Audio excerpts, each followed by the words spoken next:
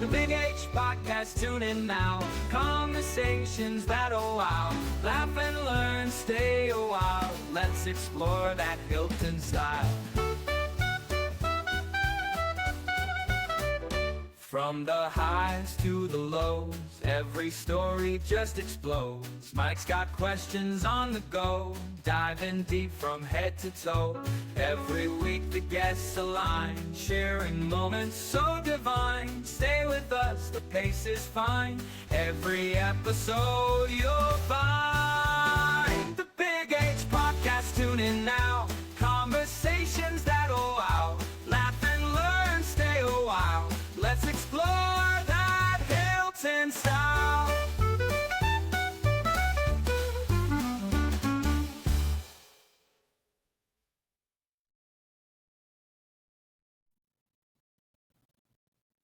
Jeri Pickett, class of '85 from Hilton High School, present day vice president of the Parma Hilton Historical Society. Great to sit down with you today. Thanks, Mike. Thanks for having me. I've been looking forward to this. Good. I've known you a long time, both in and out of the Historical Society. A lot of good times growing up. And, but always knowing about you, you always were highly intelligent. I'm going to kiss up to you a little bit. Tell me a little bit about your day-to-day activities, what you do for a job nowadays. Well, Mike, I work for Stantec Consulting Services, and I've been there. It'll be 19 years next week. I left Kodak in 2006 before Kodak left me, and I had started my career in consulting, so I went back to consulting. It's architectural engineering. I was an electrical engineer by degree, but when I came to Stantec, I started as an electrical engineer, but very quickly became a project manager, and then eventually moved into a management position for business development. And so I've now, at this point in my career, I'm leading a business center that has 240 people across 11 offices. And it's very rewarding. We work in a whole variety of different sectors, doing all sorts of great projects all over the world. So it's very rewarding, and I found my home, and I will stay here till I retire. I won't ask you how many years, because you know what the great Marv Levy said: when you start talking about retirement, you already are. Stantec. You talked about you're in the consulting department. Are there other departments in electrical engineering that aren't consulting, or is consulting pretty much what you do? Well, I do consulting. I mean, pretty much any discipline. So electrical is just one discipline, but there's a vast array of different areas you could go into. You know, when you go to college, you don't necessarily truly understand what you're going to do unless you're in a very specific program. So coming out as an electrical engineer, you could go into industry, you could go into academia, you could go into research, you could go into manufacturing. There's all sorts of different avenues. I went to Clarkson University. I had no idea what I was going to do or where I was going to do it. And I sort of stumbled into consulting. I'd never heard of it before. And eventually I landed at Bergman Associates, and through another colleague of mine at Clarkson, and was very fortunate enough to land back in Rochester. Most everybody I went to school with, a lot of them were from Rochester, but many of them ended up going to other cities, other states even. And I'm, born and raised Hilton boy, and coming back home is where I wanted to be. In fact, I wanted to be at Kodak. That was my ultimate goal. And Kodak at the time was sort of shutting its doors. It definitely was very minimal in hiring, and so I was unable to get into Kodak at that time. And but getting in at Bergman was a blessing, and it started my career. You talked. Do you do a lot of traveling in your present day job? Because you said you had projects sometimes all around the world, or how does that go? Yeah, the company does projects all around the world.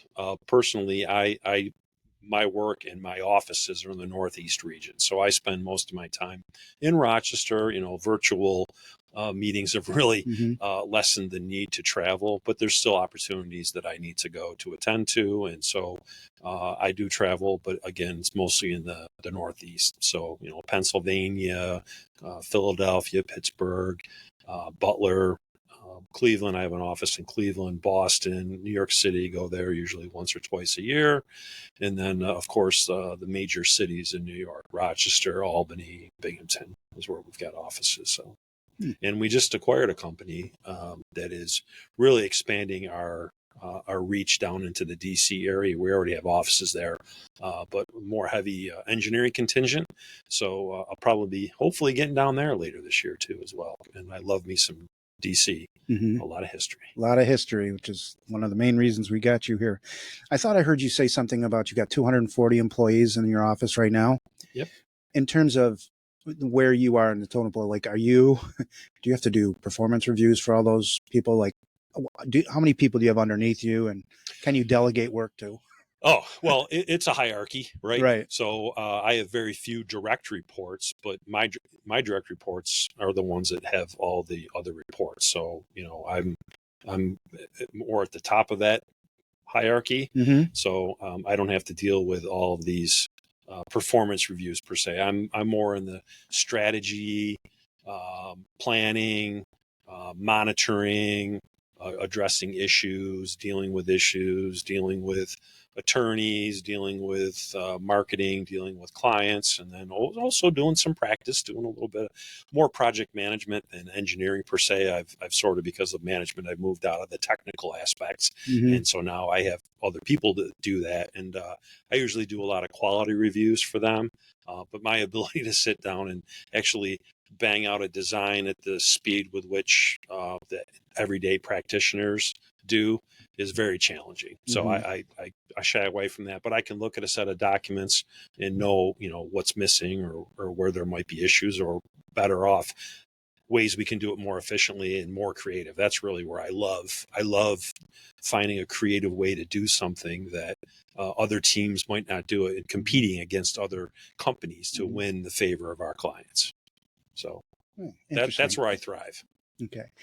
When you were growing up, whether it's high school, college, did you notice certain strengths that you had that might lead you into this, or it just kind of emerged to you that give me a different classic math and science, right? I mean, just math and science, engineering, and but I always had, I think, a creative element, and really the career. I don't think I went this way because of that, but I think that marriage between the math science strong background, the ability for interpersonal skills and communication. I'll tell you, when you go to school and they talk about, you hear about communication is the most important thing.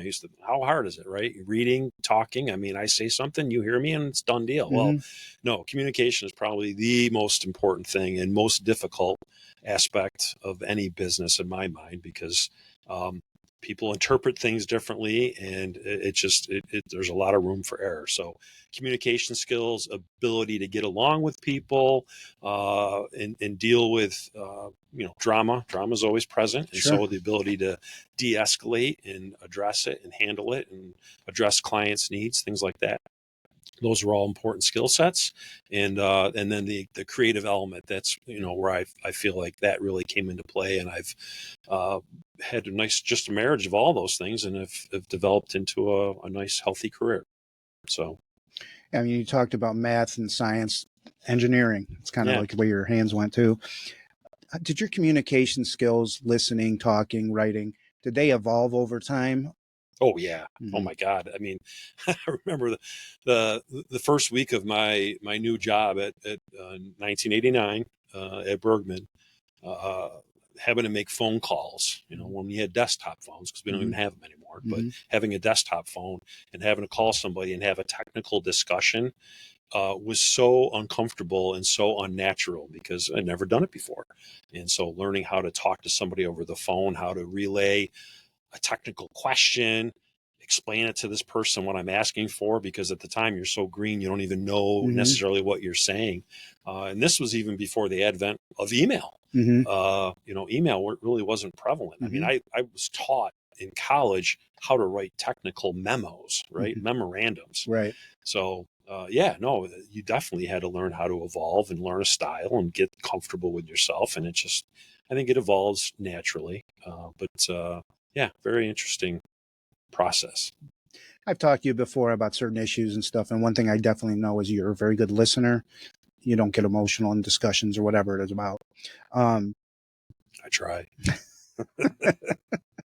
uh, when you're communicating, or when you first started communicating to what you do now, have you ever found yourself, you don't want to talk down to people, and you don't probably like, how do you manage that process where what your issue that you're trying to raise, whether in the form of a question or a process, is it difficult to sometimes reel back on your intelligence? And I personally, I think virtually every human being I've ever come in contact with has something to offer. Mhm. And so with that, with that in mind, and I would say it's unconscious. I'm listening. Mhm. I think I can learn something from Mhm. everybody and anybody. Mhm. So being open to that, there's no hierarchy in having a discussion, right? Mhm. Right. Now, I suppose if you start getting into something where I feel more uh, confident and bullish, certainly you can take a different stature, but Mhm. I find that very rare. And plus, I don't want conflict, Mhm. so why introduce it? Right. So you mentioned your college days in Clarkson. Yeah. Talk to me a little bit about your days there, and maybe obviously your studies. And Well, your freshman year, it's pretty generic, and I bet you most people went through the same process. Your freshman year, you really don't know what you don't know and how to Mhm. study, because in high school you're spoon fed everything, and you're given a ridiculous length of time to learn uh, topics. In college, it's the exact opposite, and so you learn real quickly what you need to do and how you need to do it, and you're trying to learn straight and narrow, but at the same time you're experiencing life as well, and so you learn to balance those two. So that first year is kind of on par for a fairly decent year. But then your sophomore year, you come in, and I think it was kind of like high school, probably a little bit too, a little cockier. I got a year under Mhm. my belt. I know Mhm. what's going on now. And now you're more about experiencing life and less about the focus on study. Right. And that was some eye-opening period of time for me. Um, and so that led to a junior year where I kind of scared myself straight and really buckled down and actually studied. I would say my sophomore year, I didn't really study at How were all, your grades when you didn't do that? mid twos. Mhm. But my junior year, when I actually bared down and study, I was dean's list, Right. 3.5, and feeling great. It was even higher than I'm like, wow, I got this mastered. I feel good. Well, then second semester got a little cocky again, right? And so you go through this roller coaster Sure. period of time. So you sort of you learn a little bit about yourself, and I have some regrets about that. And frankly, the other thing too is you really don't know what the hell you're learning. You're kind of taking what they're giving you and Mhm. you're regurgitating it. And it wasn't until I bet you 5, 10 years out of college where I started to realize some of the stuff that I was learning, that how it actually applied to what I was doing for a job, because a lot of it didn't apply, and you learn a lot about it. Looking back, and then at that time I kind of wanted to go back because, geez, I would have loved to have taken this course knowing how it's being applied and what Mhm. you're doing with it, and that would have made it that much more meaningful. So I had a lot of issues with the way college runs. I still do.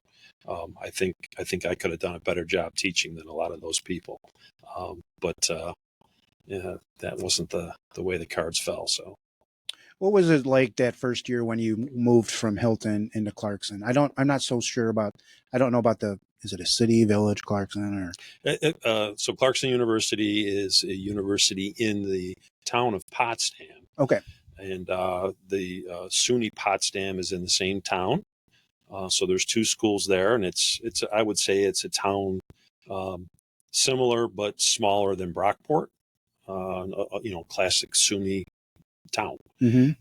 So I remember my father and his wife at the time drove me up there to drop me off. I didn't want my mom dropping me off; it would Mhm. have been too sad. So Mhm. my dad took me and dropped me off, and it was for probably about 5 minutes. It was one of the scariest Mhm. moments in my life. And by that night, we were having beers and having a good time and a party and never looked back. Right. So, but it was definitely a seminal moment. Seminal. Yeah. Interesting. You talked about experiencing life. Now you have two daughters of your own, and they've experienced and are experiencing college. If you could or did give them some advice before they went to school, what would it have been? Or what was it? Have fun and be safe. Mm-hmm. No, there's a time to be serious and there's a time to have fun, and you need to know the difference. Mm-hmm. And get good grades and all that other stuff. But it was more about, you're going to college for the experience, not necessarily all for the degree. Mm-hmm. The degree is important. Learning the stuff is important, but it's about learning people, learning how to be away from home. So it's a more well-rounded experience than just the school part. And I do think that people that don't go that route, everybody ends up where they need to end up, the way the good Lord planned it for them. But I think they miss out a little bit on that. And so those who are fortunate enough to be able to go to school get an experience in life that I think every teenager should have. Now, did you just is it just a 4-year degree, or did you have to do more schooling after to be the engineering certification or whatever it is? Yeah. So what I did was, so I got my 4-year degree, and at the time it was get a job or go back to school. And so I got the job. And then at that point, I was all about MBAs were a big thing back then. So I was sort of leaning into going to get my MBA. And what I didn't know at the time when I got into consulting is consulting requires you to be a licensed engineer. To really have a successful career, you want to be licensed. And to be a licensed engineer, you have to go through a significant amount of testing. And you also have to build a resume of experience over a period of time. So the earliest I was able to take a test for my license, there's two parts. There's the first part you can take right out of college, which I ended up doing. And then the second part is after 4 years of experience. And so I focused more on the licensing aspect and getting licensed, and sort of fell out of favor with the MBA approach. It was always in the back of my mind, but I didn't need to do that. Getting the license was the most important thing, which I ultimately did.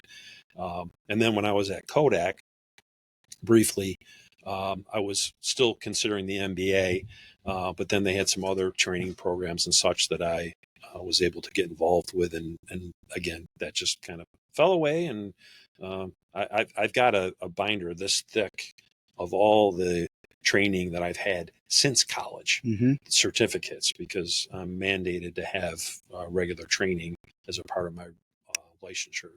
So never stop learning. No, you never do. And it's part of Hilton Central School District, lifelong learners. Yes. And you're a good example of that. Do you consider yourself a good test taker? Are those tests any problem, or was it just you know what I mean? Because you can have intelligent people that can't do the SAT, and Yeah, no, I did well in tests, and I know that there's people that struggle with taking tests, but I always did well with it. What I didn't like was the tests, and this was very prolific in college. The professors that throw something completely out of left field that is really deep in tests, your very deep understanding of things. I felt like that necessarily wasn't fair, and that was frequent. So. But was it purposeful, you think? Oh yeah. Yeah. It tests the basis for everything that you've learned versus the regurgitation of the standard stuff, and that was so that's a little bit more of that high school version versus the collegiate version. So you bring up the high school version. You and I both went to the same high school, Hilton High School. Great institution. We're raising our family in the environment. And what were some of your experiences or remembrances of your elementary education? Where'd you go, and maybe some teachers or friends? So I went to the Village, and I think I pretty much remember every teacher I had all the way up through. But I absolutely loved growing up in Hilton. Mhm. I loved the schools. I loved my experiences. I didn't have any bad experiences per se. Um, I did get slapped by a teacher once. I know the name. I'm not going to say it. And I would love to see it to this day, because I don't think that was cool. But No, and that wouldn't fly nowadays. no, I know. That would be walked out. Yeah. I made a joke. I have a good sense of humor, and I made a joke, but I guess at 8 years old, it's not appropriate for an adult. So, but anyway, it was great, and then it wasn't, and I was enjoyed sports, and it was very related to everything in school in an elementary sense, uh, and once I got to, I think, fifth grade is where I met Jeff Demo, the basketball coach's son. And of course, he was really big into it. Jeff and I became very close. And so I got pulled into the basketball world. Mhm. And that opened up something that changed my life. Mhm. That all my friends were basketball players, and most of us played soccer or did other things, of course. But I started hanging with the basketball players.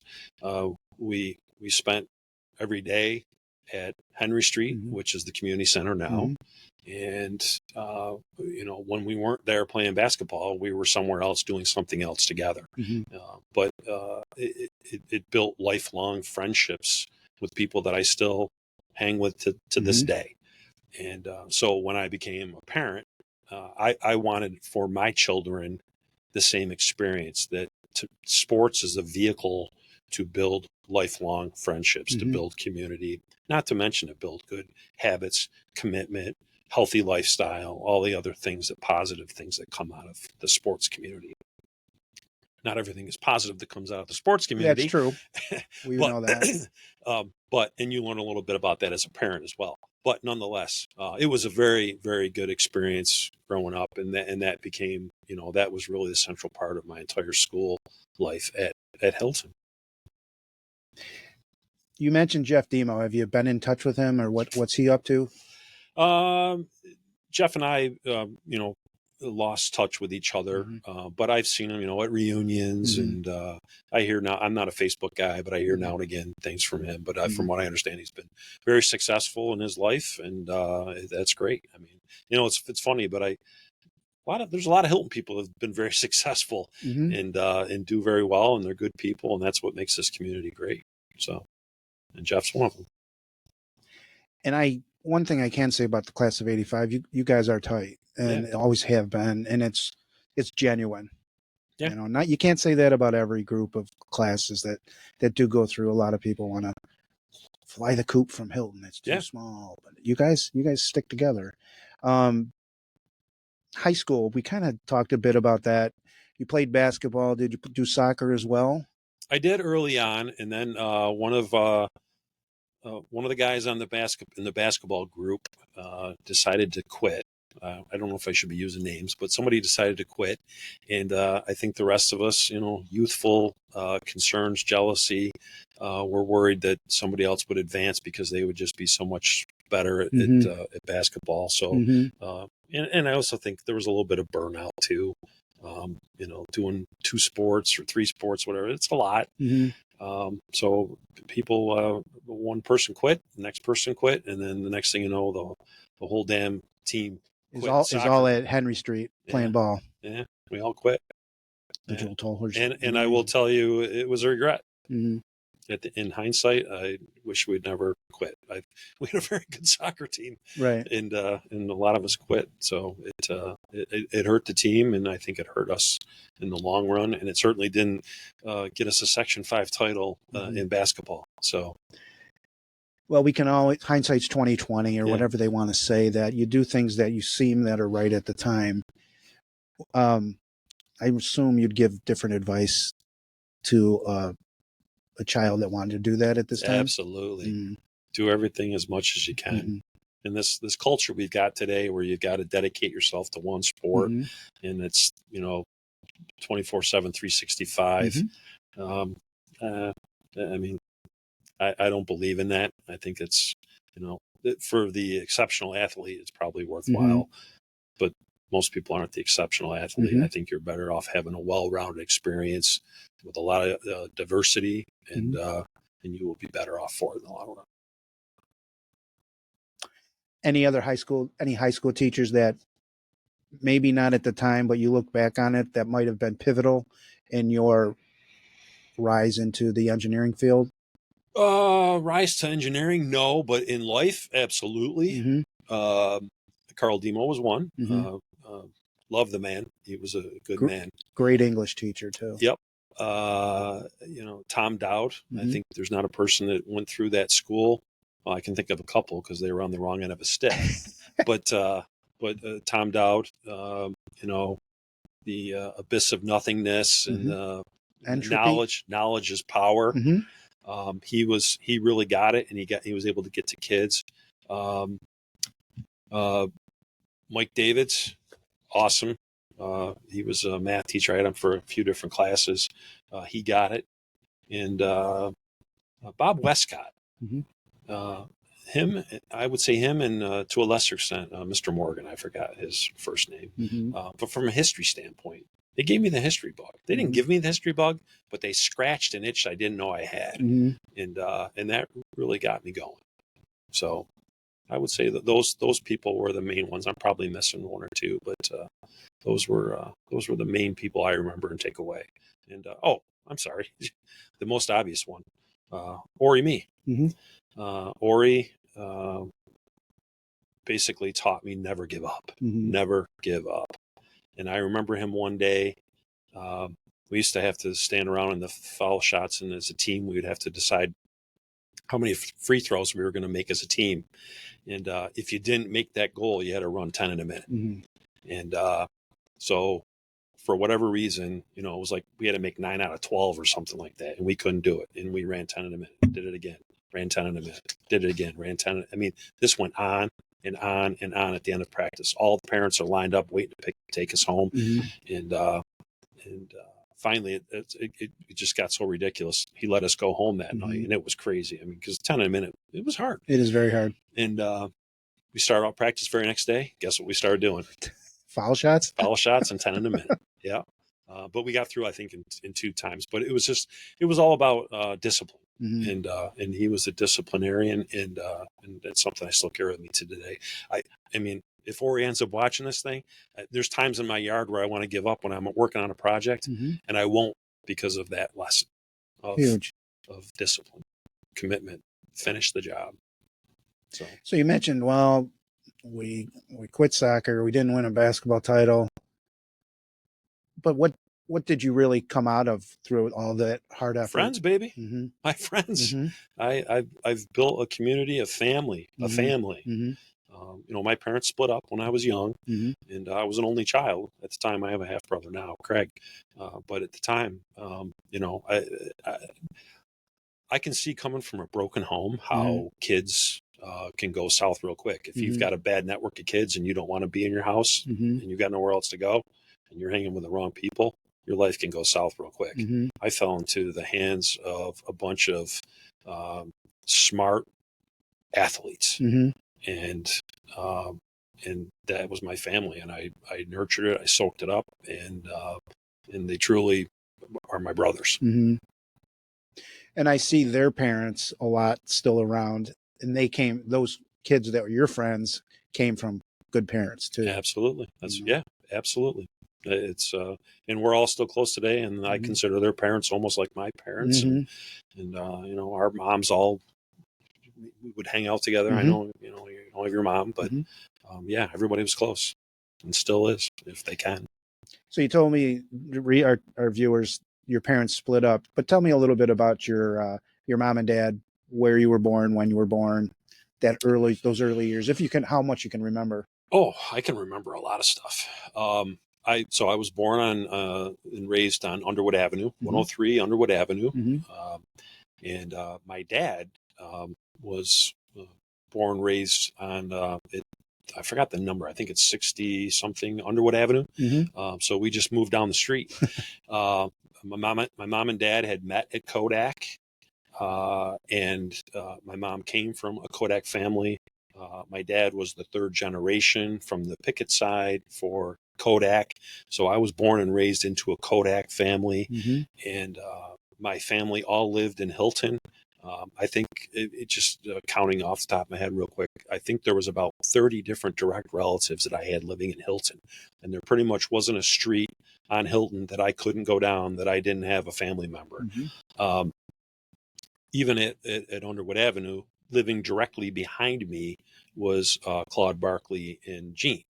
And Jean was my grandmother's sister, and she was the mother of Nancy and Mike Wheelhand. Mm-hmm. And Claude's property between his house on Lake Avenue and my house on Underwood was this big field. And so it just so happened, and this would never happen today because of liability and lawsuits, but all of us kids on Underwood Avenue, and this street on Underwood Avenue was one of the best streets ever. It was the quintessential 1970s. Tons and tons of kids. Mm-hmm. And we lived in that property behind my house that Claude Barkley owned. And we played soccer, and we played baseball, and we played football, and we played anything and everything you could possibly imagine in that field. And, from dawn to dusk, Mm-hmm. every day. And it was just an amazing childhood to have grown up on that street. I feel so fortunate that I was raised there, and it kills me that experience probably isn't available to kids today. Unfortunately, no. And I think it's created a lot of problems due to that. Yeah. Too much video game, too much inside work, but that's for another time. Yep. So your father's name was Dick Pickett, right? Yep. Richard. Yep. Richard. And then mom's Donna. Yep. And then when they split up, your dad remarried? Yep. Okay. Yep. Is his, he's deceased. Yep. I do remember when we watched the Music City Miracle at his house on Gordon Avenue. Yes. My jaw's still on the floor. Is his wife from that marriage still alive? Yep. Okay. Beth, Okay. she lives in Florida. Okay. She moved to Florida shortly after they had a son, Craig. I was a junior in high school, so I'd always wanted a little brother, and I finally got one, but at the tail end of my 11th grade. Yes. So she moved to Florida right after Craig graduated. So Craig is 16 years younger than me. So he graduated in 2001, something like that. No. Yeah, that's when it was. Yeah. Okay. Anyway, so he moved with her briefly, and then he didn't like Florida and moved right back here. So he's still living in the Hilton area too. Okay. So what's your mom up to? She lives in Spencerport in a senior citizen, 55 and older Mm-hmm. housing apartment complex, and she still gets around. She's got a boyfriend. You go, Doc. You go, girl. Yeah, she's going to be 83 in a couple of weeks, and she's going through the traditional aches and pains of age, but she still gets around, still drives, still got her wherewithal with her, and. My mom, so she didn't find out till later years, into her adult years, that she was adopted. Okay. And ironically, so, I have very deep roots in Hilton from the Pickett side, but my mom was actually a Skinner. Her Wasn't there a Sheriff Skinner? Yeah, that Okay. would have been her uncle. Okay. And and there was the Skinner family. The original Arlington Hotel that was built in Hilton was built by 5 Skinner brothers. And so I have roots that go back through that side as well. Okay. And so we've done a little digging and found a little bit more about that. And she was fortunate enough to have contact with her direct uncle, who was 14 years older than her. And her birth mother did not want to have any contact with her. Okay. But both of those people lived well into their 90s. And so she's got some good genes. Yeah.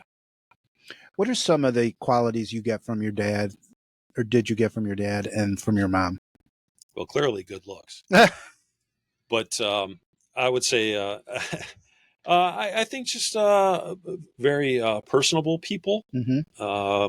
A bit of a sense of humor, Mm-hmm. a love for music, a love for this town, especially from my both parents' side. Mm-hmm. They both have lived here. They lived here their whole lives. Mm-hmm. we used to go camping when I Mhm. was a kid, and so I had a sense for the outdoors.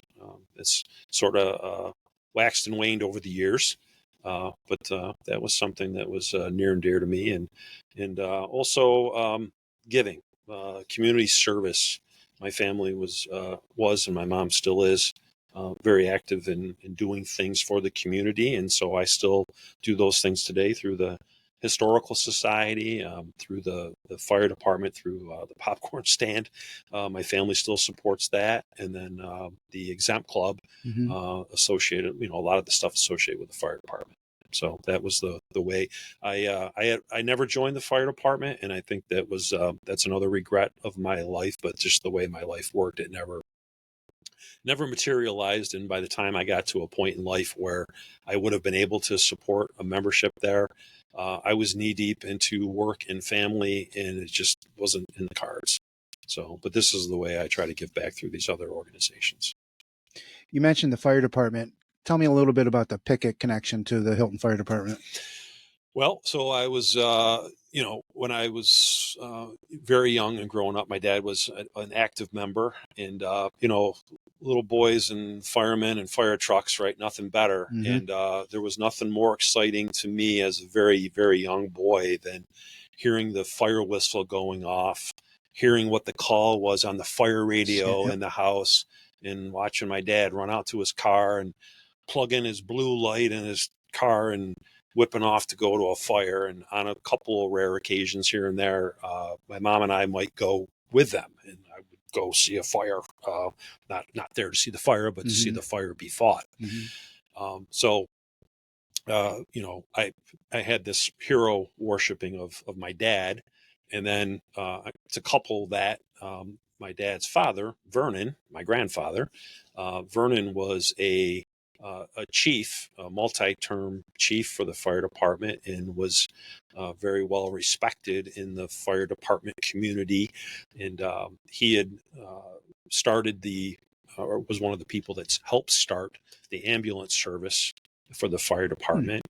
Um, and he also was very active in the firefighting world. He was a member of the Eastern Association, International Association for Chiefs, and all this other stuff. So he would fly to different conventions and things. And I remember going to the airport and watching, taking him to the airport, picking him up, coming back from these conventions and stuff. And then his father, Frank, who I got to know as well. I was very fortunate. I was So that would born, be your great my grandfather. great grandfather, Mhm. Frank. He was also a chief in the fire department at one point. And so, and when we would get together for family outings, when the four of us were in the same room, because I was the first of my generation born in the Pickett family, so there was the four generations. So I've got a whole slew of pictures throughout my life of the four generations, which Mhm. was, it was something that was celebrated within the family confines. So it would be Frank, Vern, Dick, and Jeri. Mhm. And so that, I've always had this sense of pride in that, Sure. not really knowing what it meant, but knowing it was important to other people that were in the room with us whenever we got together. So, and I was blessed with being able to get to know him, Frank, up until he died when I was, I think, a sophomore in high school. So, and boy, now that I'm more into history than ever, um, uh, I really appreciate it, and then B, I wish I could go back, man. That have meaningful conversations as a teenager. It's hard to find things in Right. common with somebody who's 80 years your senior, but or 70 years your senior. And then there's Pickett Lane in the village. Is that named after all of these gentlemen, or was there one person when that name was erected? I don't even know what Frank. year that was. It was named Frank. after Frank. Frank was also a mayor for Hilton, Okay. and in fact, as I read through things and I understand it, Frank actually was a chief for the fire department at the time he became elected, and so he stepped down from being chief to serve his term as the mayor. So. When these guys were all in the fire department, was that when the fire department was down where the carnival grounds are now? Yes, and then some. Okay. The fire department actually was up on East Avenue, kind of next to the east of where the bank is. And so that's where the primary place for the fire department was when they were all part of it. And then, of course, the fire in 65, I think that the building was demolished at that point. But I also think that the new fire hall had already been planned. I'm not sure of the timing of all that, but they were involved in the planning and construction. A lot of that was done by the firemen, as I understand it, too. Mm-hmm. But I don't have all the basic facts down for that. So, but yeah, in my memory, I only remember the one on South Avenue that is no longer there, Right. due to the flooding, which I don't understand why they built a fire department where they On a knew there was a floodplain? flood. Yeah. So, yeah. And then they have the With carnival. basement. Yeah. Were you able to around conversations? You can grab a drink if you want. Conversations about the fire, the Great Fire. Did you ever hear them talk about it, or is it pretty much you've gathered a lot of information through readings and pictures? So, being raised in this family, my mom was a very ardent collector of historical items. So I guess I owe a tip of the hat to her for some of the historical bug. I had a big envelope full of all sorts of things related to family history and the fire. I even have newspapers today still from Kennedy's assassination, Nixon's resignation, the Man on the Moon, the whole shooting match. But I had a lot of stuff from the Hilton, the fire. And my family, and I'm not sure exactly, but I think my grandfather, Vernon, I think he took a lot of photos during the fire. And so there was a slideshow that at least I know my dad would present. And I remember specifically in second grade, my dad came to our class and did a presentation to the class and did the slideshow for the fires, for the fire itself. And so, yeah, there was a lot of family history and discussions around that. And of course, even family members up to this day still know and talk about where they were. And I wasn't here yet. It was just before me. So they chronicled, it sounds like, the Great Fire. Oh, yeah. Were any of them fighting in it, or were they? Oh, yeah. Okay. Yeah. At least my dad was. I know that. Okay. And I think he was with, I think if the story has it right, I think he was with Seb Bird at the time. So my dad would have been very early 20s at the time. I think it was 65. He graduated in 61, so 22. So, but yeah, I've heard tons of stories, and you've seen the video, and in fact, there's a video that was done by David Weingarten, or was that the guy that's related to Ken Burns' production company? Yeah, he went to work for Ken Burns after all this stuff. But they did a documentary on Hilton and the fire, and my father, Richard Dick, is very prominent in that documentary, talking about what all transpired. Somebody had directed him to my father, and so my dad sat and was interviewed at his Gorton Ave residence, and it's kind of a prideful thing now to watch it and see him documented. It's on DVD, correct? It is, yes. Do you have your own copy? Oh, yeah. I know Dave Crum also has one. Yes. These Pickett clan, the four gentlemen, how many kids and did they have growing up in the area too? Wow. And the ones that you might remember. Well, so here's the story. So Frank, my great grandfather, he had three children, two daughters, Mary and Ginny. And Ginny, she married Duke Kimmel, and the Kimmels had four children. And one of their daughters was Kathy Diedrich. You know Kathy. I sure do. So that's how I'm related to Kathy. And Aunt Mary, the sister, she ended up being the historian to the village. So this is another connection to that whole history thing. And then, of course, they had Vernon, who was my grandfather. And Vernon married Dolores Kenyon. And Vernon and Dolores had 7 children, and 4 of those children died of cystic fibrosis. Okay. So Jeri was the oldest of their children to die, and that's who my namesake was. So I was named after Jeri, the first one that passed away. And then they had a daughter named Patty. And Patty Kenyon? no, Patty Pickett. These were all Picketts. Okay. And so Jeri Pickett died, and then Patty was born, and Patty lived to be like 4 or 5, and my dad was born while she was still alive. He always told me he remembered her, but she ended up with cystic fibrosis like 4 or 5. Can you imagine having a 4 or 5-year-old daughter Mm-mm. and then passing away? I mean, my God, the torture that those people must have experienced.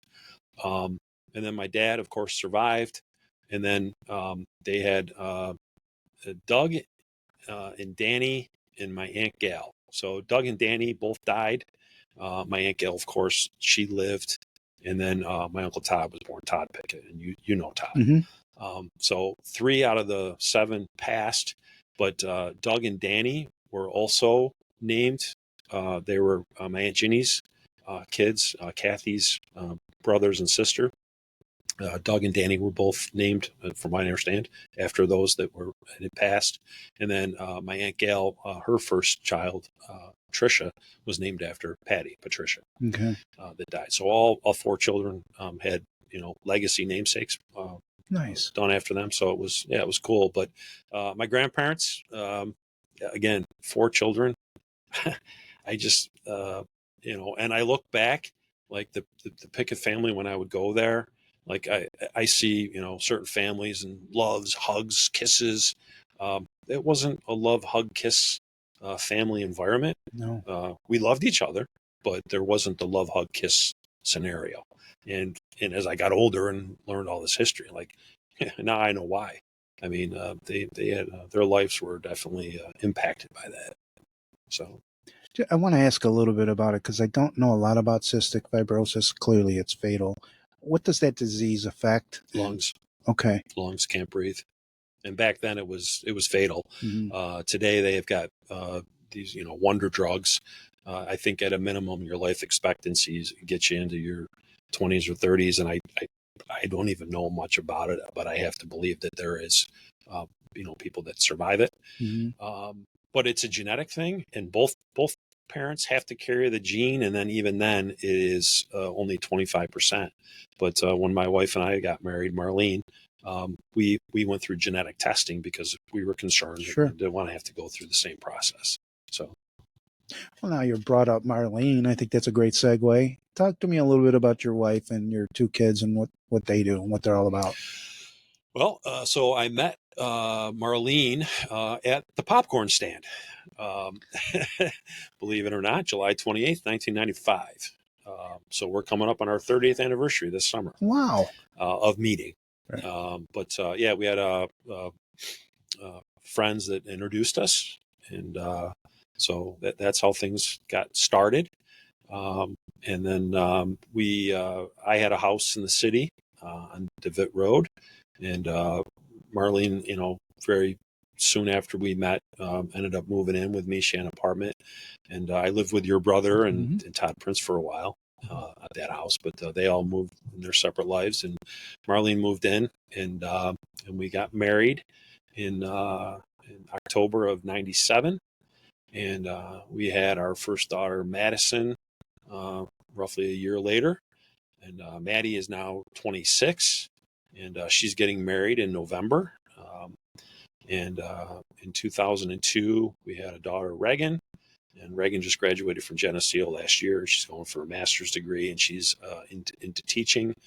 Maddie chose a path. She had a couple different paths that she was pursuing, but ultimately settled in healthcare, and she's a nurse. Marlene, at the time, had worked for Bausch & Lomb when we first met. And Bausch & Lomb, like many other companies back in the 90s, had sold off she worked for the Ray-Bans division, and they sold it off to foreign competition. And so she lost her job due to foreign competition. She was eligible to get her schooling for free while she was receiving unemployment benefits. And so we had a discussion, which wasn't much of a discussion. It's kind of like a no-brainer. Right. You're going back to school. So what do you want to do? And she ended up choosing X-ray technology and became an X-ray tech. One of my friends' wife was doing that, and that's where she kind of got the idea. And so she's been doing that for over 20 years. And, I won't say that it's her passion, but she's good at it. And and she's had a successful career at that. So, Was it love at first sight, or was it something special in the popcorn? uh, yeah, she caught my eye. That's for Mhm. sure. That's the start of everything. Sure. And so she caught my eye, and then she ended up just being a sweetheart, very nice Mhm. person. And I mean, you're a good looking gal, and you got a great personality, and timing's everything, right? Mhm. And so it was just sort of a downhill roller coaster at that point. So She's a very special, sweet person, and you're lucky. thank If you were going to give your advice to your daughter, because she's going to be married in October, what would that be? I would say patience. It doesn't matter how nice or kind or attractive you are, living with anybody full time, theoretically for the rest of your life, there's going to be ups and downs, and there's going to be issues, and you all got to work together as a team and support each other. Somebody said you got to put in like 80% and take 20%, and that Mhm. comes from both parties, right? Mhm. And I think that adage, if it's an adage, was true, Mhm. right? There's a lot of giving and less taking, and at the end you'll get it all back. And so Marlene and I now are sort of moving into this next phase of life, and really reaping the benefits of all the seeds that were planted, Mhm. figuratively and literally. And so we're looking forward to it. I mean, kids getting married, growing, the next generation hopefully coming along, God willing, and real excited about that. So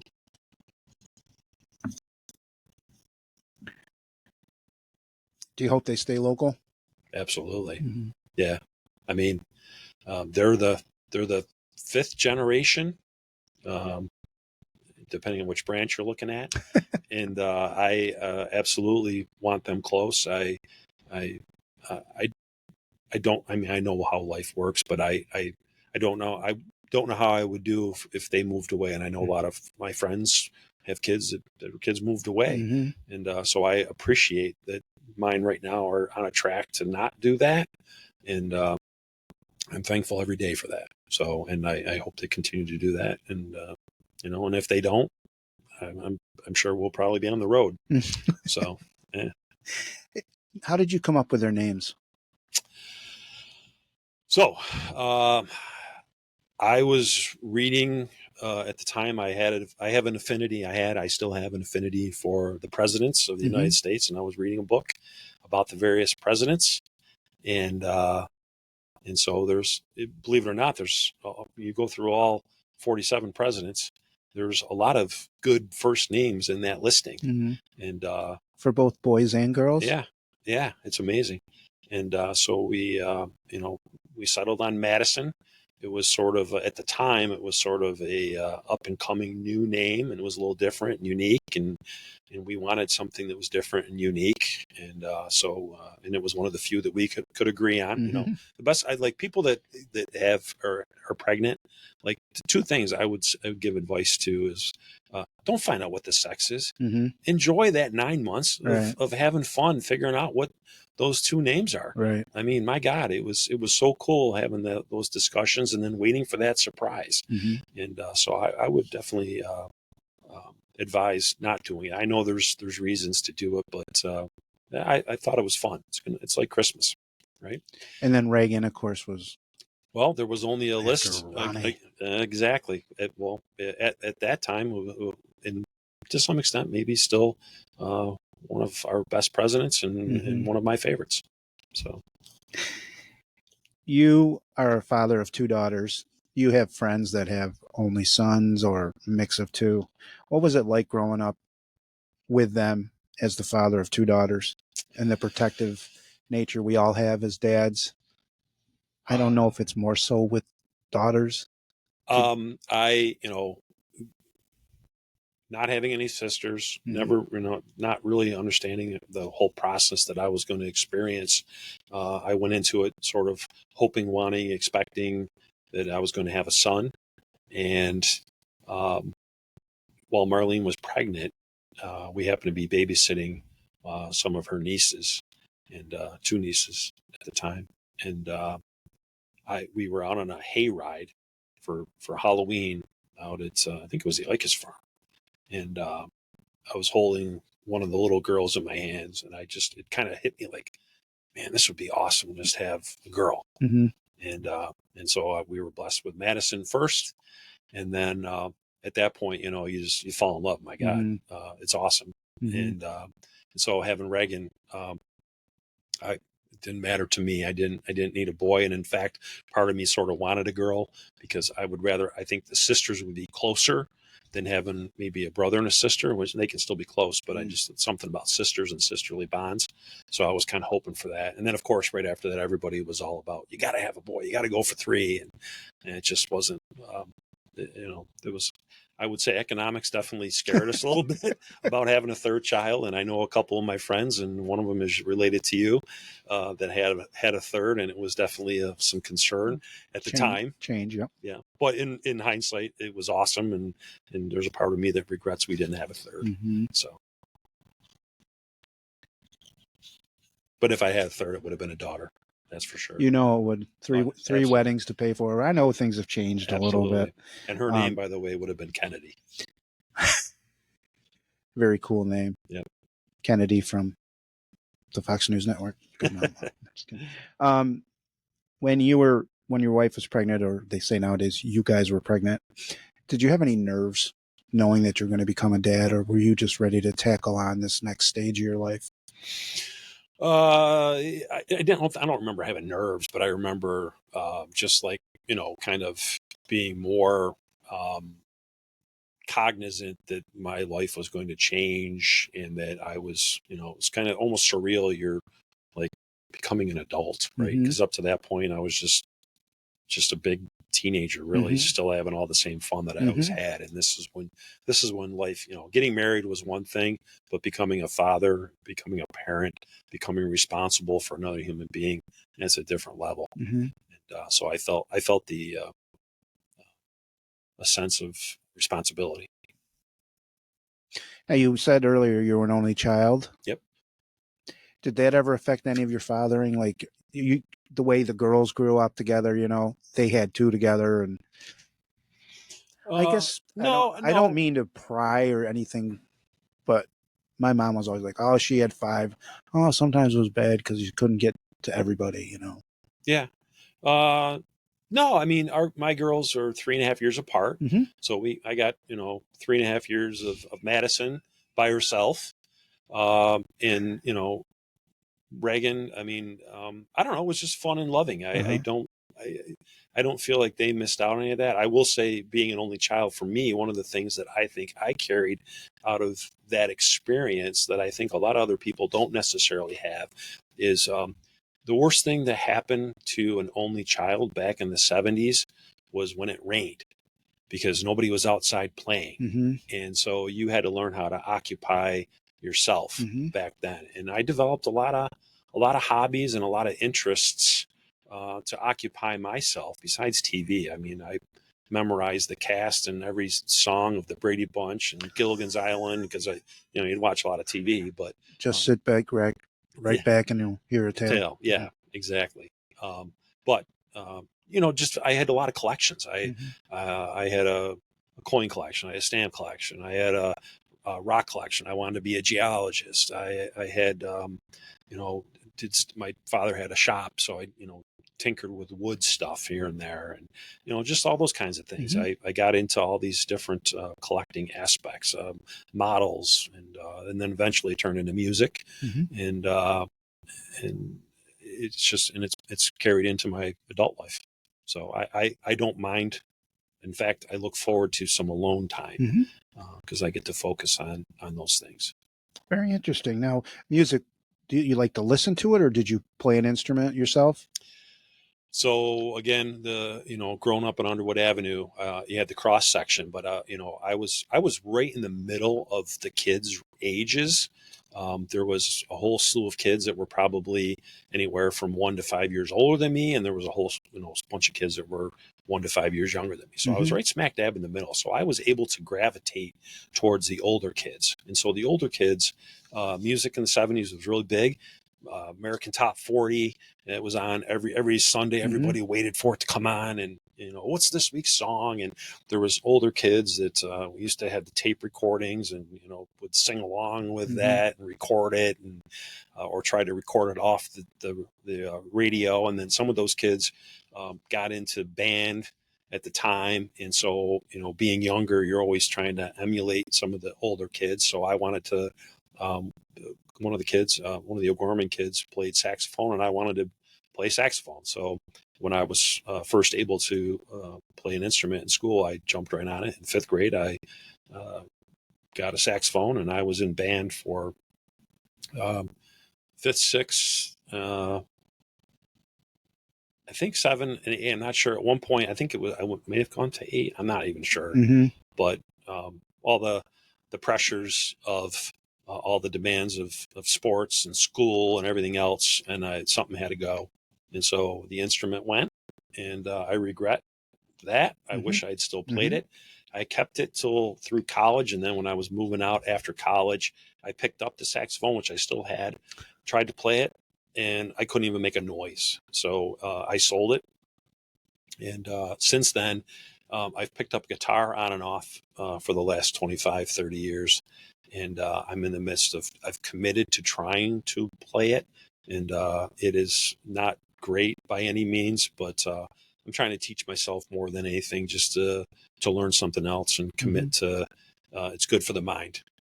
So, and then of course, I used to go to concerts. It was unbelievable, the concerts that I went to and the people that I've seen and the music that I heard, and lived through the 80s and all the great music that came out, and it just doesn't exist anymore. And I had a very massive collection of cassette tapes. I was the guy that had a suitcase full of cassette tapes that would, be, before there was a DJ, I was the DJ at parties, and would just, crank tunes all night long. And eventually cassette tapes became DVDs, and then DVDs, of course, now are MP4s. And so everything has been, put away, and keep it on I still have an iPod. I listen to my iPod for my music, and then stream it. But still very much into music. But I feel like music has left us. I don't feel like there's a lot of at least it's not getting played like it used to, so it doesn't get to you. You got to go find it, I feel like. Whereas before, the radio would play it for you, and then you learned it. Now you got to go find it. So it's a matter of who you're talking to, and somebody will turn you on to something, and then you'll go listen to it, and you'll like it. And my tastes have changed a little bit too over the years, expanded my horizons a little bit, but I still love me some good old rock and roll. So that genre, it's good old fashioned rock and roll? Yeah. Okay. What were some of the more memorable concerts you attended? Well, the top two that come to mind. I saw Jimmy Page and Robert Plant from Led Zeppelin. They toured together, and I went with a coworker up to see them in Toronto when they first went out on tour. And going there, not sure what to expect. I'd seen Robert Plant several times individually, and he played a little bit of Led Zeppelin stuff. And I'd seen Jimmy Page, who played a little bit of Led Zeppelin stuff, not a bit of Led Zeppelin, but it wasn't Led Zeppelin. So I was going there to see them, and I'm like, I'm going to see basically the essence of Led Zeppelin. And went to Toronto. They played a lot of stuff that was very deep cuts, certainly not the popular stuff. And it was a bit subdued. It was good for me because I was really deep into Led Zeppelin at the time. And so I understood a lot of what I was hearing, but most people wouldn't appreciate it. And it wasn't certainly what I expected. Lo and behold, several months later, they came to Buffalo. And so I bought tickets for Marlene and myself and the couple that introduced us, Steve and Jenny Shute, taking them as a thank you. So the four of us went to Buffalo, and I spent the whole time prepping them. You're not going to see what you think you're going to see. This is not going to be the Led Zeppelin concert that you think it's going to be. Wow, was I wrong. It was the Led Zeppelin concert that anybody would have hoped and dreamed for. It was right from the get-go all the way to the end. They played anything and everything. It was awesome. So that would be right near the top. And then I took my family to go see Paul McCartney. At the time, I had never seen a Beatle play, and Beatles are one of my favorites. And going to see Paul McCartney was something I wanted to do, and the closest I could find tickets for him was in Washington, D.C. So, and I love Washington, D.C. So we made a family trip to go down to Washington to go do some of the family history stuff there. But then we went to the National Stadium to go see Paul McCartney. And that was absolutely awesome. Because it was a Beatles concert / a Paul McCartney concert. And the girls got to be exposed to that. And then I would say the third one, and these are all the classics, right? Went to see the Rolling Stones I'll call it the Rich Stadium, but whatever version it was at that time, and that was great. Got to see the Eagles on the Hell Freezes Over tour, which was the first one that they had come back from. And one of the earliest concerts I went to, one of the ones we had the most fun at, was the Beach Boys.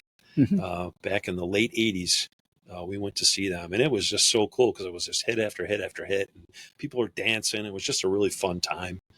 But I've seen pretty much, you name a band, I think I've seen from that era. I think I've seen them. Just some really, really good stuff. Do your daughters share the same passion for music? Yeah, but they like country. Country? Yeah, but when I turn on the 70s stuff, they've been trained well. They get it. Yeah. What was the best decade of music in your estimation? Jeez. Or is it hard to tell? Yeah, I mean, it's just for different reasons, right? I mean, the 60s, because it was groundbreaking and it was new, and the revolution, right? So that in its own right, if you look at it in the context of when it was created, it was great in its own right. The 70s, the singers and songwriters stuff, and man, it was deep, and the Vietnam stuff was kind of pulled out of the 60s too, I guess. But and then you started getting into Southern rock in the later part of the 70s, and then when you get into 80s, it's metal, and not hard metal.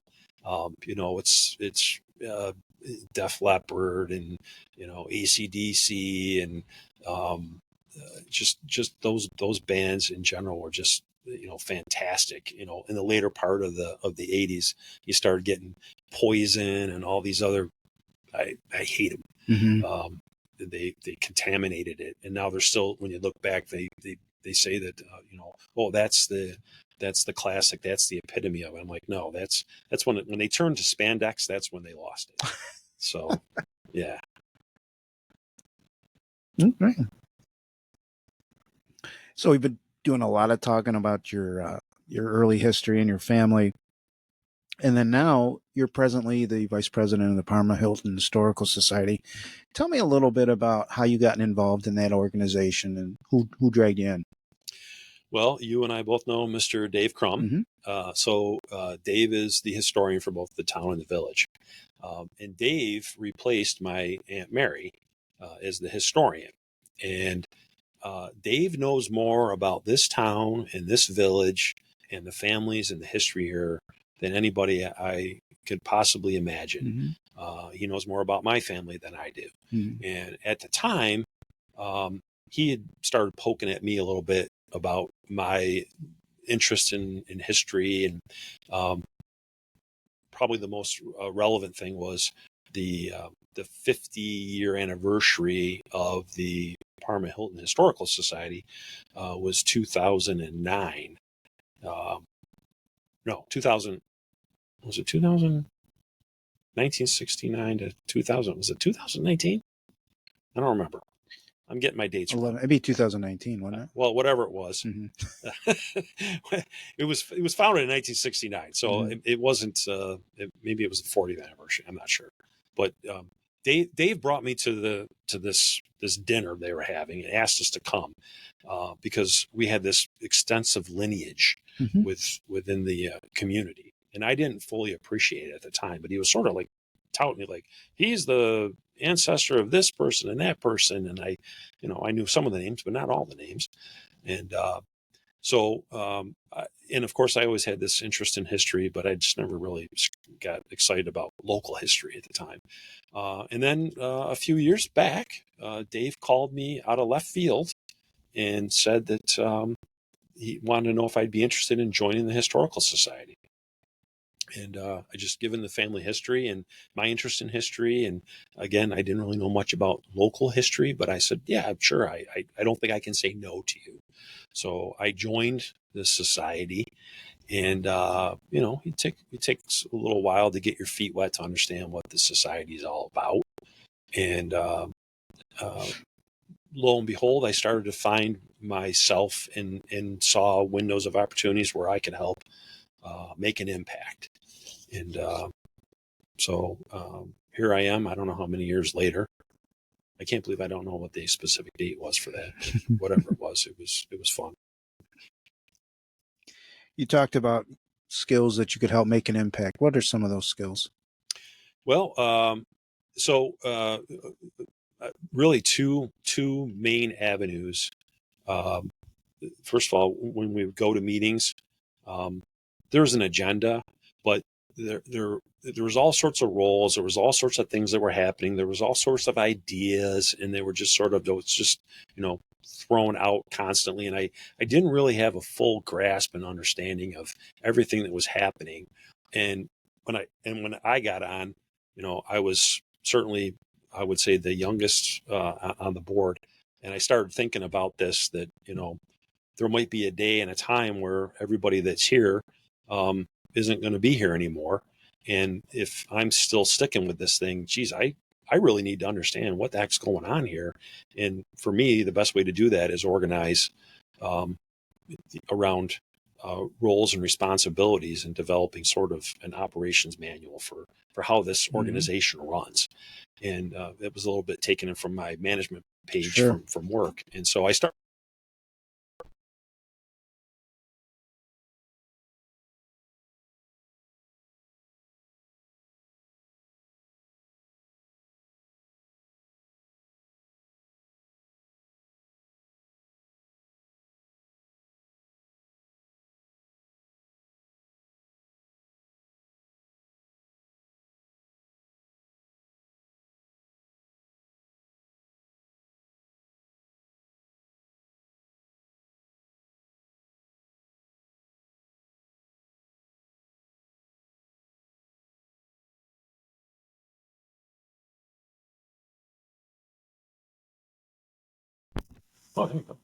What I was bringing to the Historical Society. So the other thing, besides some organization, was we would sit around before, during, and after these meetings and talking about stories, and I'm like, geez, these are great stories. Anybody captured these things? And the answer inevitably was no.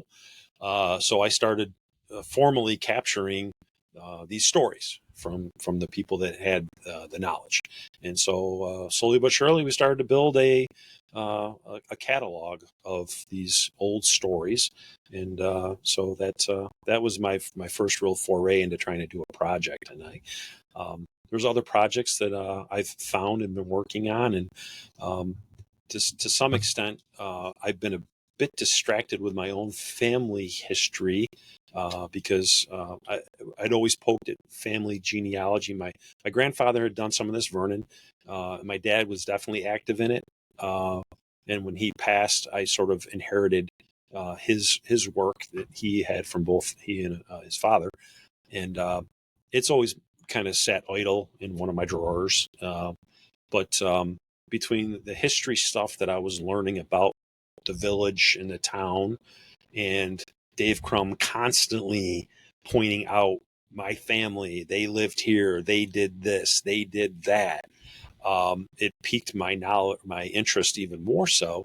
And then lo and behold, I have a lot of this stuff. And in some ways, my broader family has recognized my interest in this, and have sort of helped by default made me a de facto holder of a lot of family history information. And so I've been going through this, and my promise to my family, this is that old Ori commitment, right? I'm going to finish what I start. I want to write a family history book about the various lineages, how they came together, what they did. and how it ties into the community. And this is just, for our family. This isn't like, for sale or anything like that. But I've come across a lot of other similar documents that other families have done. And so it's inspiring to me. And my great grandmother, Cora Cox, who's got a very long history in the community, she kept diaries from the 19 teens right on up through to her death in 1965, I think. And so I was able to get a vast majority of those diaries. And I started reading a lot of those and started realizing all the town and village history that's buried in these documents that are handwritten by her. And I started venturing down a path of trying to capture that for the community. But at the same time, I'm learning about my family. Mm-hmm. And so I've been walking this path. And then I put those down for a little bit because I wanted to get back to doing some research on the tree itself. And so this last winter, I've spent, every weekend, pretty much a couple hours each day, both Saturday and Sunday, doing ancestry.com and going through and finding historical records on one particular family member. Every weekend on Saturday, I pick one member and I'm going after that. And I'm trying to get the different lineages and the branches back to when they came to the United States. In some instances, it's much later, and in some instances, I haven't found yet how early it is. And so this is going to be a fun years long process for years. But it's all related to the history. It all was spawned by the history that Dave Crum reintroduced me to, I would say. So documents, one of the, pieces of evidence, use diaries. Mm-hmm. What other historical documents have you run across? Do you go through marriage licenses or marriage licenses? Census documents are huge. Those are the biggies. Draft records, grave markers. There's another site called Find a Grave, and that's pretty much got every cemetery that you can think. And a lot of times they've got headstones and photos. And when you go in there, there's lineage branches off there. There's contributors from other sources. And then some of the things that I found, some of the family members that were in the military, I find out where they served and what they did, Civil War, and find out they're in a certain regiment. And then I go up and look at that regiment, and lo and behold, I found a picture of the enlistment, the draft record for Orb Hubble, who was, my third great grandfather, who served in the Civil War, who was captured in the Civil War. But I found out his regiment. I found his enlistment photo, and there's a whole book that was written on just his regiment. And so that night, called up Reagan. Hey, Ray, order me this book. It's on Amazon. I've got the book now. And some other branches I found. There's other family history trees that there have been books. Like I said, there's a lot of families have books. And so I'm just trying to do my part. And so I've got several books on several family branches. I've got these military books. I've got all these census records. I'm finding things out about the census. I mentioned my grandparents and what torture they must have gone through during the 1950s. The 1950 census, didn't know it. My father was living with my grandma and grandpa Pickett, great grandma and grandpa Pickett. He wasn't at home with Vernon and his mother. Why? I don't know. Right. But that's what the record says. So there's all these kinds of things like that. So going and extracting all this stuff is what I'm doing right now. I'm just creating folders and files with all the photos I got and all the documentation I can find. When I'm done, I'm going to go back and through each folder, build the story and the narrative about that particular individual, where they came from, what they did, and how they got to where I was born and my cousins. Does the narrative ever frighten you? What you might find? It hasn't frightened me because the biggest test was one Christmas as a family. We all spit in a vial and joined 23andMe, and yeah. I've heard some great stories. Well, So yeah, I mean, that was the one that, you kind of like, I wonder what interesting things we're going to get out of this. But everything that we expected came out, including my mom being adopted. Mm-hmm. Skinner lineage showed up on there. So Donna Hawk the Loogie. I would say that was the funniest damn thing for that Christmas, trying to watch her figure out how to spit. Yeah. So that was something. But, one of the things that was showed up there was Tillabine. Tom and Mary. Mary. Mm-hmm. Mary showed up on my lineage, my No DNA. kidding. Yeah, because Mary is related to the Skinners. So Mary is a cousin of mine. Okay. So, yeah. Wow. And so her sister, Betty Lou Diedrich, was a cousin, Mm-hmm. which means Andy Diedrich, who's been a friend of mine for my Forever. entire life, is a cousin. Right? What was his face like when you told him? Oh, I don't remember, but it's more of a joke than anything else. I Mm. mean, everybody kind of just jokes in general, right? All of us are related somehow, Mm-hmm. but being able to prove it's a different story. Mm-hmm. And so it was fun. So you got the driving force. This thing's never going to end, right? You're going to have to pass it down to your daughters whenever that fateful day is going to come for you to. So, Marlene and I recently did our wills. Okay. And so they haven't caught the bug. And Dave Crum often talks about having to have the bug. Who knows? Maybe they'll get it. Every once in a while, when I find something, when I'm doing my research, they kind of get, that's pretty cool, Mm-hmm. Especially when I found that photo of Orb Hubble. But the ruling here is in my will, and it's pretty explicit.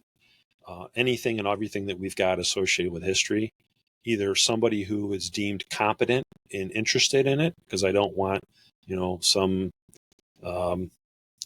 derelict grandson just pawning this stuff off. Mm-hmm. Either they got to have a keen interest and want to carry the tradition on, or everything goes back to the Historical Society. Okay. And that's the plan. Good plan. Your Parma Hilton Historical Society, what things are they involved in? Like, what do they do? Like, tell me a little bit about the museum. And well, the mission statement is about preserving and teaching the history of our community, and so that's the number one goal. And so, really, the main thing that the organization does is monthly. We have a meeting where we do a presentation, sponsor a presentation on some historical element. And sometimes, finding a topic every month is not always the easiest thing to do, and making it relevant to our community isn't always easy as well. So sometimes there's history presentations that aren't necessarily relevant to the community, but when we can, we try to make it relevant to the community as much as possible. So teaching and preserving the history. The museum is all about the preservation of our history. And if you walk through, I'll tell you, the first time I did it, I had no idea. I'm like, wow, this is really amazing. And it's really a walk through time. And the fact that you can link many of the elements, the vast majority of the elements, to specific names, families, streets, events, whatever it is. Those are all, especially if you've got an interest in history. But I think even those who aren't interested necessarily, at least at the surface in history, would find value in visiting that museum and just seeing what it was like. All this research and things that I've done, I've come up with my own acronym for age. And that's A, appreciation, G, gratitude, and E, endurance. Nice. Because appreciation, the A, all the stuff I've read and seen, those people that lived, 150 and 200 years, they didn't have anything. We've got so much. So I'm so appreciative for the time we're living in and everything that we've got and everything that I've been blessed with. These are things that really are important to me. And I think everybody should have appreciation for that. Gratitude. Those people went through hell. And so for them to fight through that, I have so much gratitude for who came before us, because we wouldn't be here if it wasn't for them. And so again, gratitude, very heartfelt thanks for everything that they've done. And then E is endure. We're here because they fought through all that hell. and they endured. And so there's a legacy for us to fight through the things that we face, and oftentimes nowhere near the challenges that they faced. To me, though, that's sort of my own little creed that I've developed about, where I am in my life. And the museum is located on Route 259. Yes, right at the town hall. And what are the times and days it's open? Every Sunday, it's open from 2 to 4. And there's always a couple of folks there that are willing to help people walk around and understand a little bit more about what the museum is about. There's also the village. So Dave Crum is the historian. There's the entities are actually different. The town owns the museum, but Dave is the historian also for the village. And there's if you go into the community center, Dave's got an office there, and it's got sort of a little mini museum, if you will. But Dave has office hours every Wednesday from, I believe it's 7 to 9. So people are welcome to go there and meet with him as a historian weekly, for the most part, to talk about that. And then actually the third property that we help maintain is the Meeting House, which is on Parma Center Road, just to the west of 259. And that was an old church. And Shirley Cox Husted, who was also a historian and has written many books, including this book right here, Pioneer Days. She is also she helped secure that facility as a keepsake for the community, and we're trying to work on creating and making something of that. And she was also a cousin, by the way. I caught the Cox name, is it? Yeah. Yeah. Yep.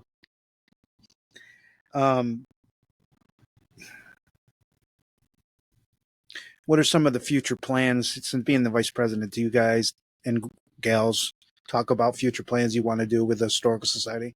Well, I guess one other main driver for us is a linkage with the schools. And you've done a great part on your, you shared some of the stories that we were working on when we developed that book. And I know you've had Dave doing the village tour, the walking tours of the village, which to me are phenomenal. Understanding each of the different blocks that are in our community. I've ridden in a car with Dave and driven down streets, and he points out this house and that house, and there's so much history here. But getting the kids involved, getting our local history into the brains of our youth and having them develop that sense of pride in our community and understanding it. Not every kid's going to run to that and warm up to it, but a lot of kids will. And this is how you plant the seeds and scratch that itch of a love of history. And so getting a connection with the schools, a formal connection with the schools, and developing that further is one of the other main drivers. If you could make an appeal to a teacher, what would you say to that teacher is the value of the Historical Society merging with the school? I think it's important for everybody, just in general, to have a sense of place, to know where you came from and why you're here, and why this place. Why were your parents here, or why did your grandparents come here, or even better yet, why did your great or beyond come to this place, and why are we still here today? And understanding the trials and tribulations, the successes, the events, the failures, all the things that go into making a community a sense of place is very important to understand, and a sense of pride in your community. And so I think without very much effort, I think any history teacher throughout the entire chain of classes, grades, could interject a little bit about local history, and more importantly, how national or global events tie back to our history and where we are and what we do. And there's a lot of things that Hilton was supportive of. I mean, probably one of the biggest things that's ever changed the world was digital photography. And the creator of the digital camera was Kodak, and the specific scientist that did that was Steve Sasson, who lived in Hilton. A man from Hilton, New York, was the founder of the digital camera, which has changed the world. And you and I both have one in our pocket right now.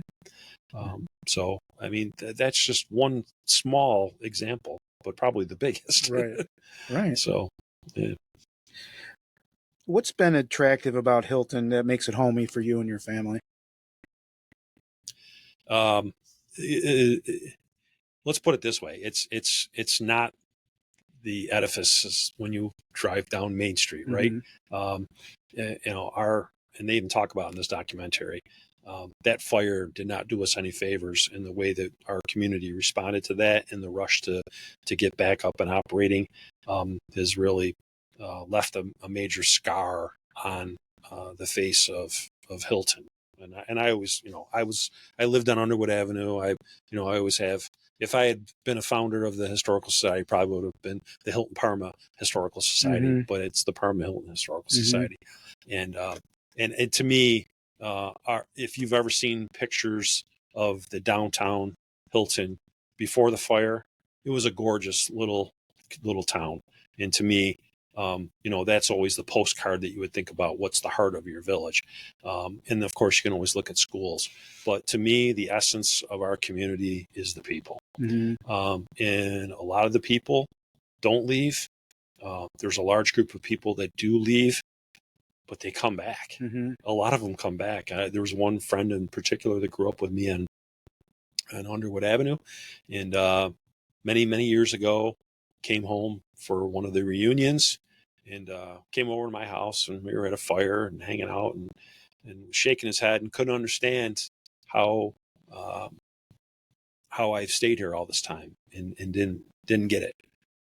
And just a couple years ago, came home again, saw him, and told me he was getting ready to retire, and he wanted to move back home. He wanted to come back to Hilton. And so you can leave Hilton, but Hilton never leaves you.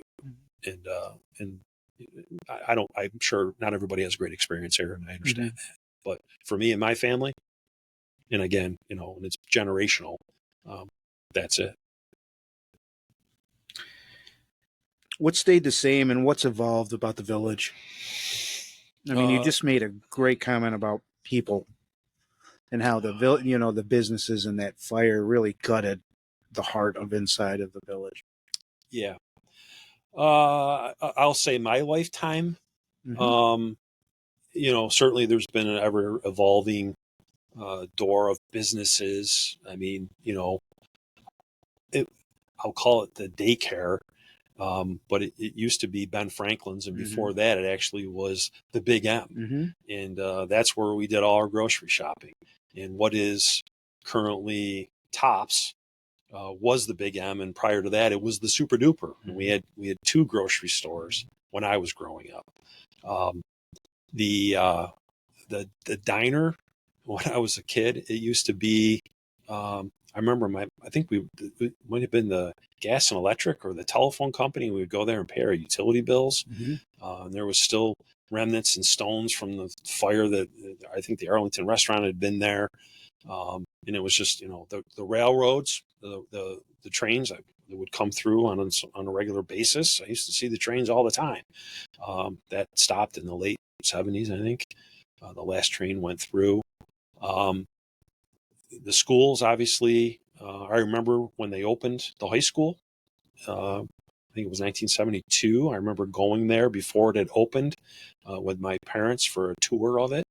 I remember that vividly. Obviously, the fire department. Um, it, I I think a lot.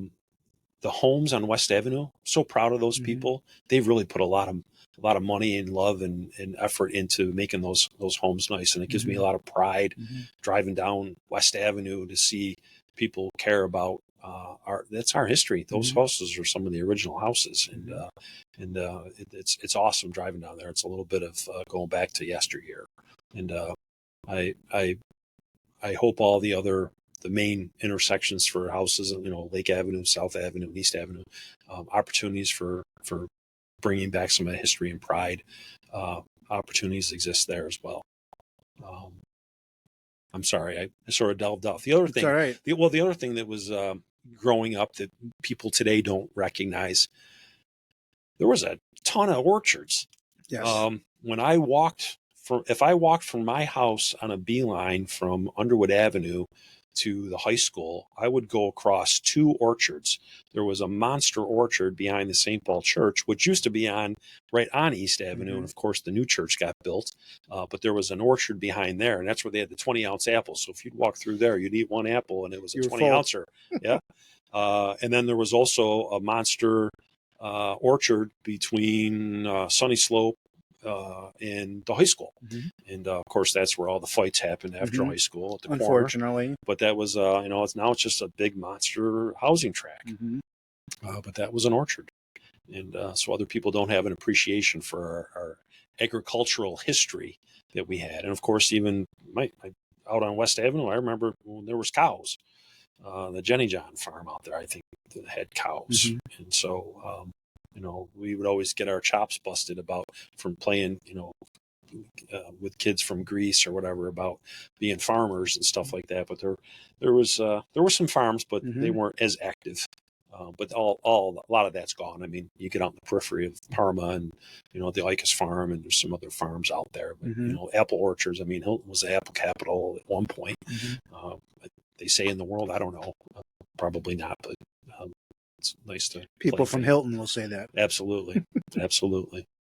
Well, we're coming to the end of this podcast, and I do want to have you back because there's a lot of history that you've been working on with your memory book. And when I was in school during remote education, I got to do the announcements, and I read a lot of those pieces, and they were well liked by a lot of the teachers, and it was very well received. Some favorites of yours. What is your favorite movie, if you could think of one? My favorite movie. Oh man, there so many genres. I mean, obviously I like history movies. I like, Saving Private Ryan. That was a great movie. I like all the Clint Eastwood movies. There's not a bad Clint Eastwood movie out there, right? Unforgiven and all the Dirty Harrys, the Godfather series. And I love me some comedies. So, favorite book. Wow. Or you might have to go to genre of book. I would assume it's historical or even now genealogical studies. I read a lot of nonfiction, and so there's I'm reading right now Bill Bryson, The History of Everything. I really like Bill Bryson, so all his novels that he's written. He did The Walk in the Woods about the Appalachian Trail. There was a book he did called 1927, which is like, I wasn't sure what to expect. I just like Bill Bryson. And I read that on a beach one vacation, and oh my God, it knocked my socks off. All the history that happened in the United States back in 1927. Fantastic book. Really enjoyed it. I like all the Mitch Albom books. I buy all of those. It started with Tuesdays with Maury. In fact, it inspired me because my Aunt Mary, as she was getting older, and she had all these great history memories. My Uncle Todd, my Aunt Gail, and I would go to her house, and I set up my video camera a little bit like what you're doing, and we did Mondays with Mary, and we would give her a topic. She would write a story about it, and then I would come over and we would videotape her reading her story that she wrote about that topic, about family or Hilton history. And then we would go through a Q&A session with her. So it was almost kind of like a mini podcast back in the day, yeah. Yep. So we've got those all documented, and the Historical Society has them. So, excellent. Yeah. Favorite TV or binge show? Oh, God. You have to go through the different eras because, Seinfeld is probably my go-to, just because I love that humor. Prior to that, I would say Cheers, and post that, I would probably say Breaking Bad was a great binge.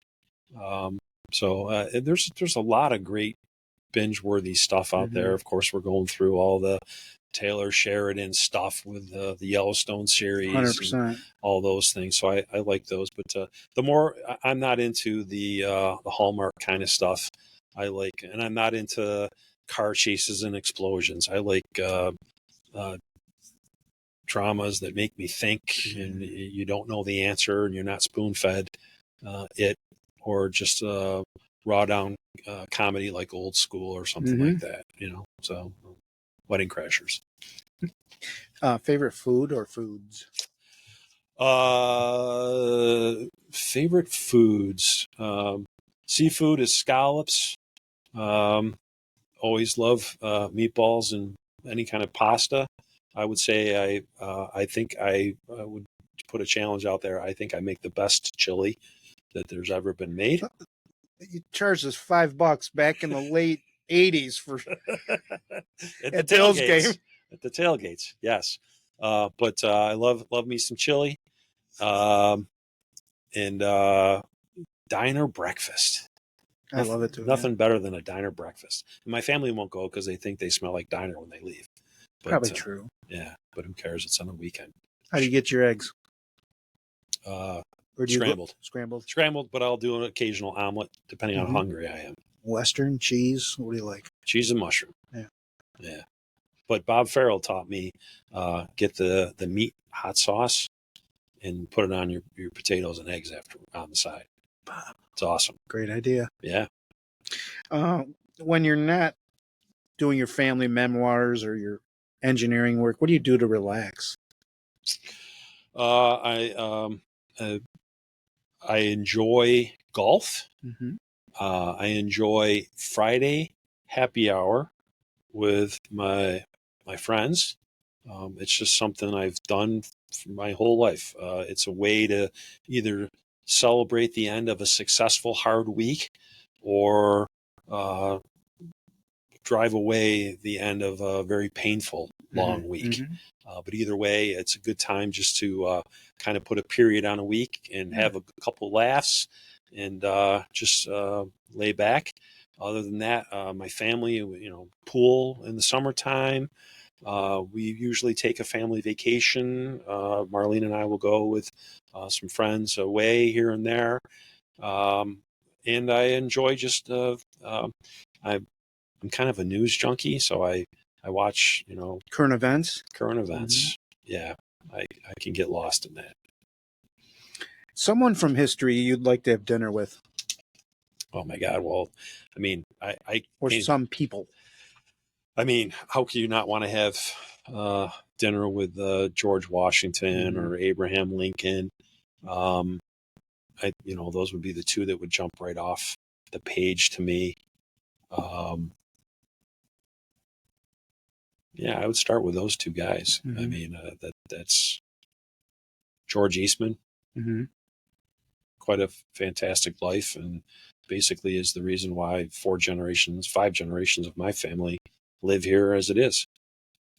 So, and I have my little collection of all my Kodak historical items from my family. I've got a whole curio cabinet full of it, and it's a whole other branch of my family. So George Eastman for sure. And I've got a picture of him. It was in my office at Kodak. Somebody left it and I put it up. And when I left Kodak, I took it with me.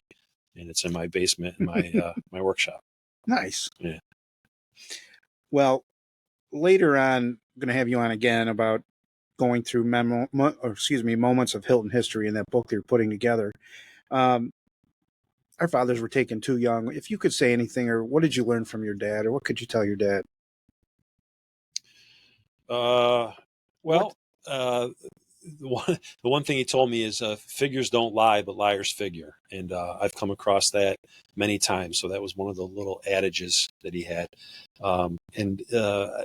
Honestly, sense of humor and his love and passion for music and just being a general really nice guy. Those are all the things that I took away from him, and a sense of community. They're all great things. And honestly, just being able to say thank you is really the opportunity that I lost. And it's less about me than it is about my children. That my oldest daughter obviously met my father, but doesn't remember him. And my younger one never even met him. So having them being able to meet him is really the biggest thing that I would ever hope for, because I know they'd have good relationships. I think they met him because they know you. Yeah. And, I can't wait to have you on again, but I thought I knew a lot about you, and now I know way more about you. As I said, these are Parcels of Hilton with Pickett. Jeri, I think you're a great piece of history of Hilton, and now I know why. So come on again. Thank you very much for being my guest. Appreciate it, Mike. Thank you. The Big H Podcast, tune in now. Conversations that'll wow. Laugh and learn, stay a while. Let's explore that Hilton style. From the highs to the lows, every story just explodes. Mike's got questions on the go, diving deep from head to toe. Every week the guests align, sharing moments so divine. Stay with us, the pace is fine. Every episode you'll find. The Big H Podcast, tune in now. Conversations that'll wow. Laugh and learn, stay a while. Let's explore that Hilton style.